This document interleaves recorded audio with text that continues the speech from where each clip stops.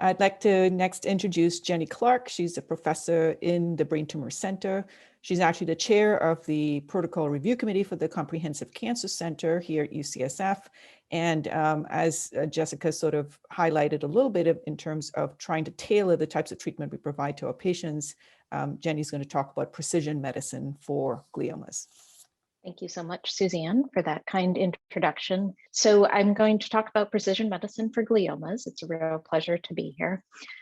These are my disclosures. And so you've heard a lot today about the new molecular classification of primary brain tumors and how this is really revolutionizing how we categorize different tumors and the patients who have them. But how do we really approach this then from a treatment perspective?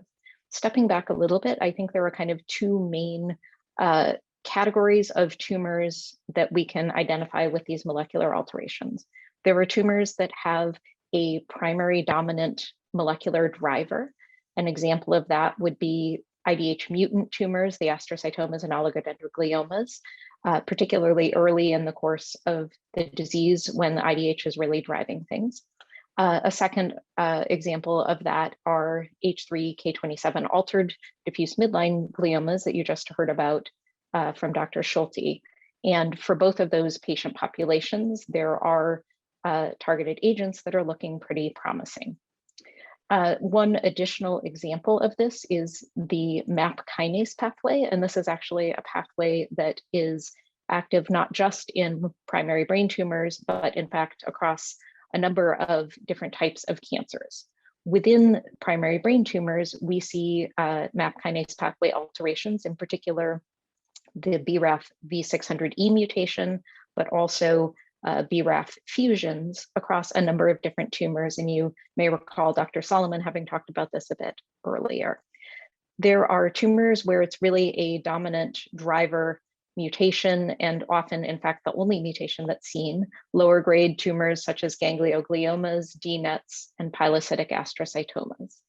Similarly, in pleomorphic xanthoastrocytomas, which are a little bit more aggressive tumors, grade 2 and 3 typically, BRAF V600E is almost always a dominant driver mutation, but it is often paired with CDKN2A and B loss of heterozygosity. This is in contradistinction to the other major category of tumors molecularly, which are those that have more complex molecular milieus and don't have a clear driver mutation. For example, glioblastoma IDH wild type grade 4. There is a subset of these tumors that do have BRAF mutations, but in the context of the multiple other alterations that we see within IDH wild type glioblastoma, and so not so clearly a driver. I want to present a couple of cases to you today. First, a case that is in the setting of there being a dominant driver mutation. This is a 46-year-old woman who initially presented with headaches, blurred vision, and drop attacks. And imaging back in 2013 revealed a dominant thoracic mass, but also revealed disseminated tumor extending from the medulla all the way down throughout the spinal cord. She was initially evaluated at an outside hospital and underwent surgical debulking of the thoracic lesion, as you can see here. Pathology was reviewed there and did demonstrate spindled cells with marked pleomorphism, microvascular proliferation, and pseudopalisading necrosis. The tumor was negative for IDH1 or 2 mutation and was negative for EGFR amplification or other typical glioblastoma molecular findings. In addition, it was negative for MGMT methylation, but was positive for BRAF 600E. On the aggressiveness of the tumor and our understanding of categorization at the time, she received a pathologic diagnosis of glioblastoma, and she was treated appropriately accordingly. She underwent radiation that extended from the brainstem through the entire spine to a base dose of 45 gray with boosts to the medulla and the T-spine to the gross disease there. Temozolomide was considered for her, but given the lack of MGMT methylation and the fact that her radiation was covering the entire spine and concerns about the myelosuppression related to marrow exposure, she was not treated with temozolomide, but was given concurrent and adjuvant bevacizumab. I met her actually 2.5 years later in June 2016, and she was actually doing quite well and remained on maintenance bevacizumab at that time. As part of my consultation, I did request pathology review formally at UCSF, where the BRAF V600E mutation was noted. And in combination with the other molecular features and histological and clinical features, not least of which was the fact that she was still doing well 2.5 years from diagnosis, her pathologic diagnosis was revised, and we called it actually an anaplastic pleomorphic xanthoastrocytoma. We stopped bevacizumab in February 2017 in the setting of escalating proteinuria, and she remained clinically pretty well, but did have gradual evidence of tumor progression over the next couple of years. So as of January 2020, you can see that she's got a dural or leptomeningeal-based lesion here above the cerebellum infratentorially. She had a number of other intracranial leptomeningeal lesions, and she also had increased bulk of the spinal disease. And so after discussion, we did ultimately decide to go ahead and start her on combination therapy with encorafenib and binimetinib. So that's a BRAF and a MEK inhibitor in combination, as is done for other BRAF mutant cancers like melanoma. I'm happy to say that she really did actually respond quite well. You can see that there's been near complete resolution of the cerebellar lesion here and reduction in the bulkiness of the spinal disease as well. And she's been tolerating the treatment well overall, remaining active, getting out and walking, and even playing golf.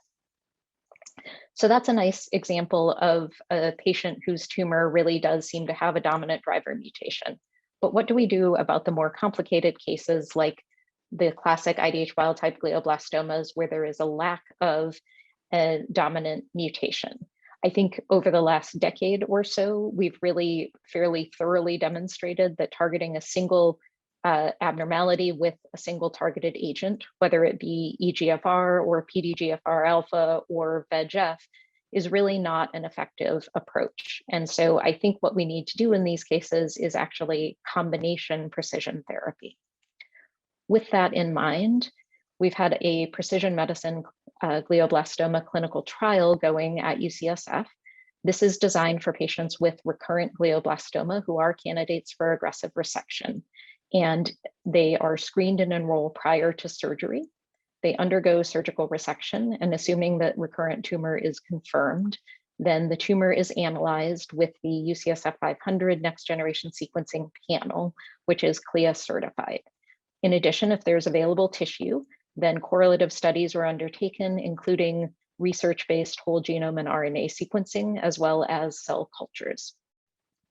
Once done, the UCSF 500 result was reviewed by a specialized tumor board who, in the context of the other clinical history, issued a specialized treatment recommendation. And we then initiated treatment with the recommendation.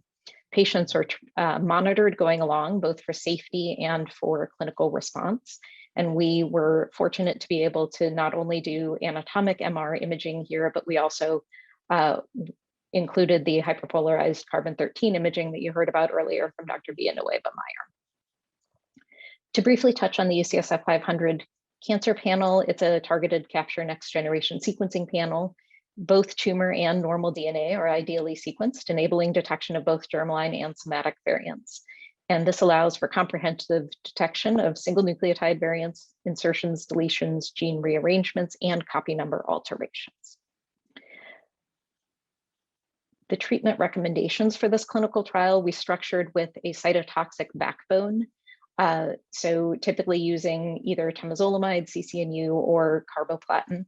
And then we paired that with targeted agents. We were allowed to prescribe up to 4 FDA-approved agents in combination for a given patient. So let me take you through a case from this clinical trial. This was a 37-year-old woman. She's actually a patient of Dr. Bush's, who presented with nausea and dizziness. She initially was diagnosed with an IDH wild type MGMT methylated glioblastoma. And you can see here her pre-op and her post-op imaging, and she had a very nice resection. She was treated upfront on a clinical trial, so received radiation with temozolomide and 11 cycles of adjuvant temozolomide.